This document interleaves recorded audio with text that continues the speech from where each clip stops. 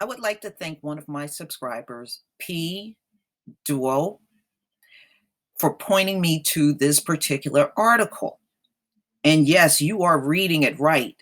The National Guard has been called in to West Virginia because the opioid plague has gotten so far out of hand to the point where the police can no longer handle it. The National Guard not called because of violent crimes. It's because these junkies and dealers are now occupying so much of their time, they can't do nothing else.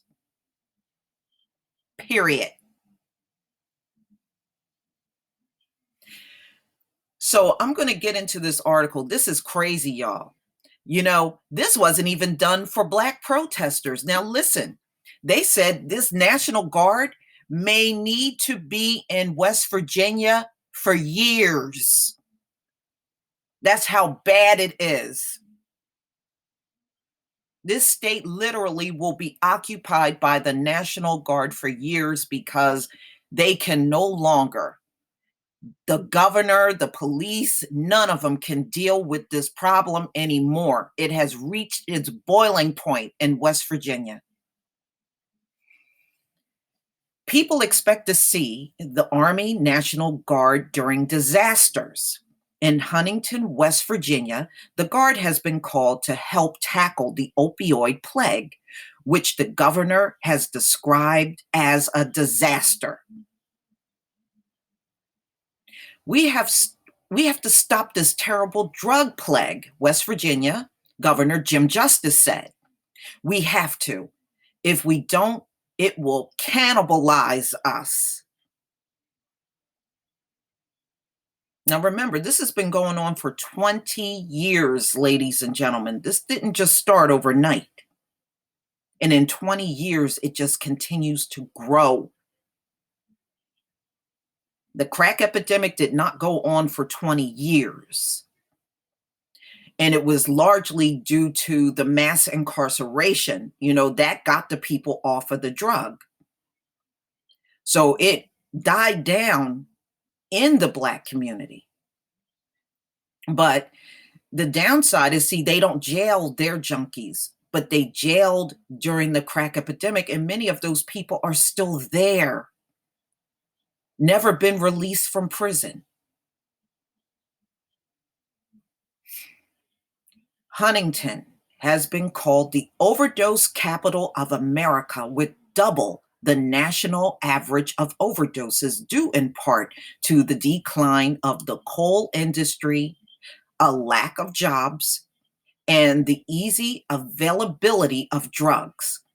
And law enforcement is stretched thin. You know what it is? They're tired of running around with all that damn Narcan. They're sick of it. They can't do nothing else.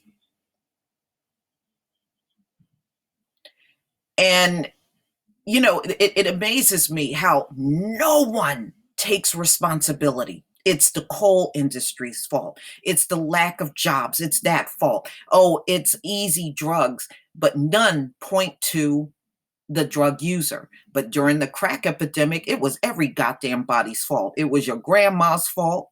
It was the drug dealer's fault. It was the crack addict's fault. Everybody was at fault. Everybody went to jail. But in this situation, they never implicate the user as the problem. Never. I don't think there is a police department in America that has all the resources they need. Huntington Police Chief Hank Dial said, "It is a complex problem and it needed a complex solution." All right, so you can see in this picture a helicopter right here in the sky. The National Guard is flying a Lakota helicopters on reconnaissance missions in coordination with local police, providing eyes in the sky during busts and while serving warrants. See, the cops need help doing their job. They can't do their job by themselves anymore.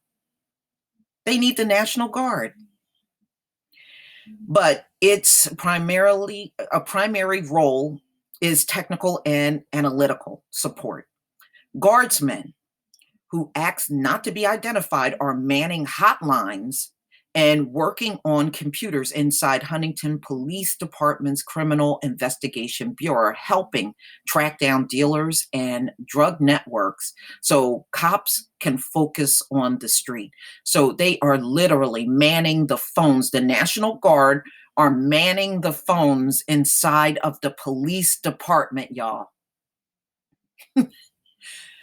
Woo, it must be really bad in West Virginia. I don't even remember them doing this during the Black protests that broke out, at least for legitimate reasons, unarmed people with no police record being shot by the cops. But it's amazing how no one gets shot. You notice nobody is getting shot? On Wednesday, the Guard answered a call that led to the bust of an alleged dealer and the recovery of 430 grams of fentanyl, far more powerful than heroin, with a street value of $86,000. We are solving a problem in our country, said Major General James Hoyer, a West Virginia National Guard commander. And at the same time, making sure we have the highest level of readiness to respond to something else that may be out there somewhere else in the world. Representative Evan Jenkins, Republican, West Virginia, said, "This drastic step is needed to make a dent in the raging opioid plague. We have people's lives at risk," Jenkins said. "We have horrifically lost way too many lives as a result.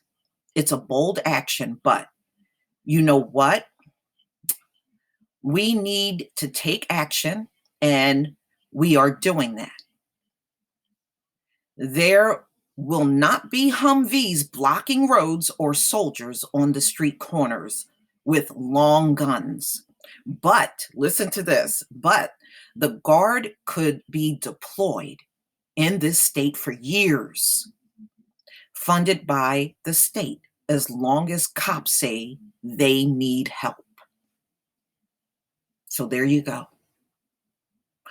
It's not violence, ladies and gentlemen, because they like harping on black crime and violence and all that stuff. It's not violence. It's these junkies. It's these junkies and drug dealers that got the cops so overwhelmed, they had to scream for the National Guard to come in, and they may be in West Virginia for years.